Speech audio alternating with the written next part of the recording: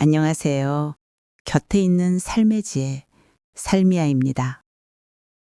우리는 살면서 참 많은 것을 배우고 또 그만큼 단단해졌습니다.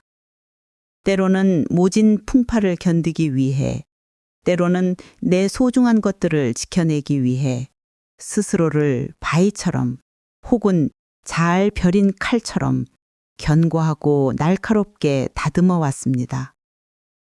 그것이 우리가 세상을 살아가는 방식이었고 또 생존의 지혜였습니다.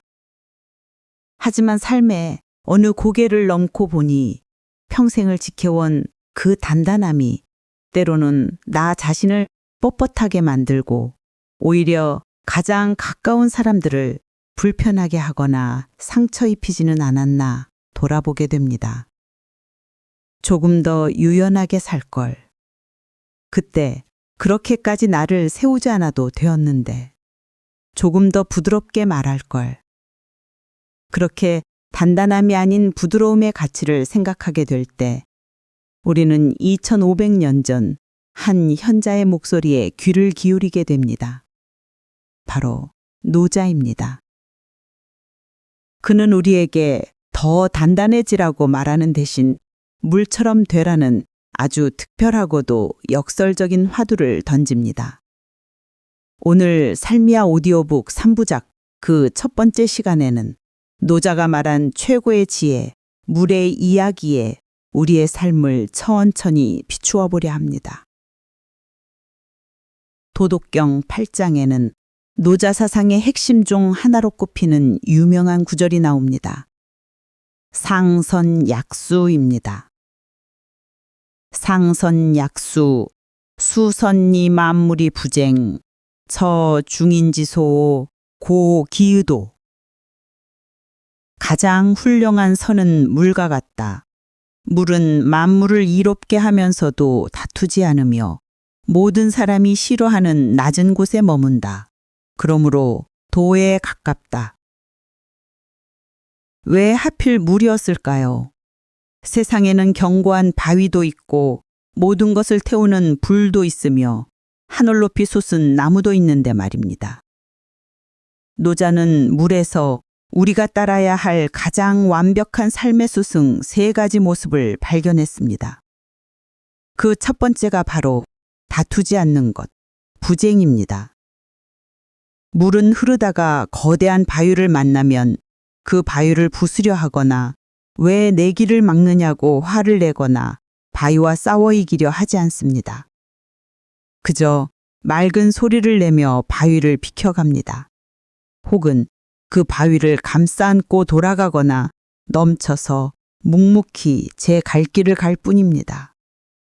자신이 가야 할 길을 고집하지 않고 만나는 모든 상해물에 순응하며 유연하게 흘러갑니다. 우리의 삶을 돌아보면 어떨까요? 특히 가장 가깝다고 하는 가족이나 오랜 세월 함께한 부부 사이 혹은 이제는 다 자라 자신의 세계를 만든 자식들과의 관계에서 우리는 얼마나 자주 내가 옳다고 고집을 부렸을까요? 내 말이 맞는데 왜 이해를 못하지? 내가 살아보니까 그건 틀렸어. 내 말대로 해. 이번만큼은 절대 양보할 수 없어. 이런 완고함이 때로는 거대한 바위처럼 우리 관계를 떡하니 가로막습니다.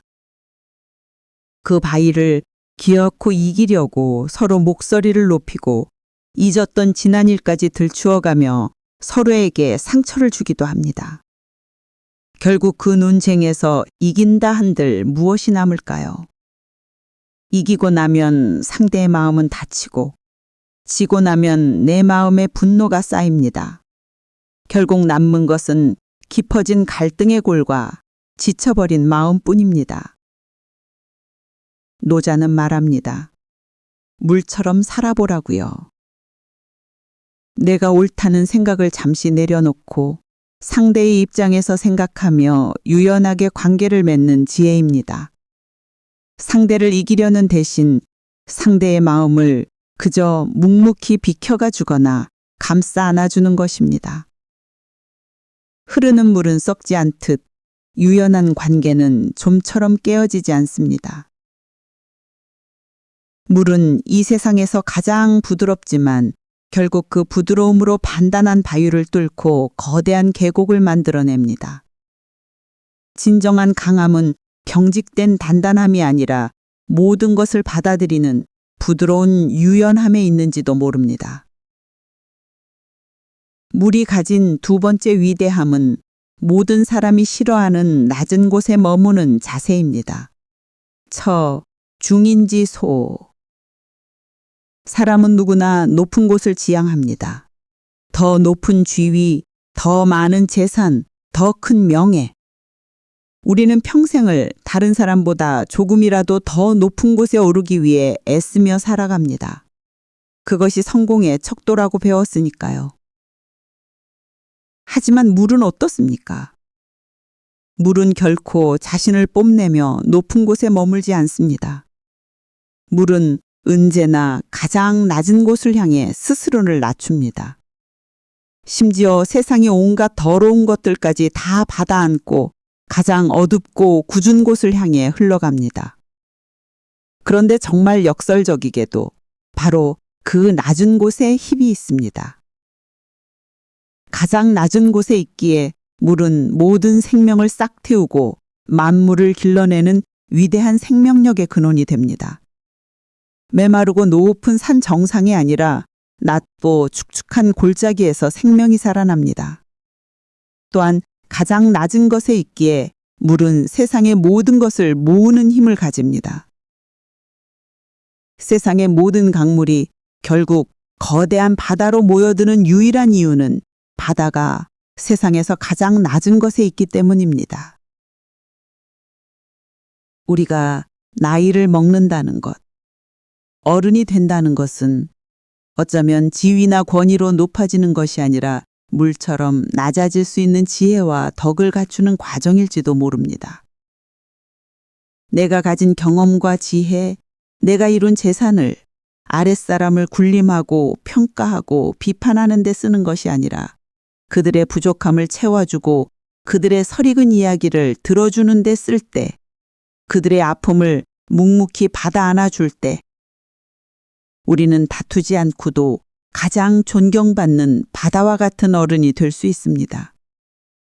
모든 사람이 그 사람 곁에 머물고 싶어 하고 자신의 이야기를 털어놓고 싶어 합니다. 가장 낮은 곳에 머무름으로써 모든 사람의 마음을 모으는 중심이 되는 것입니다.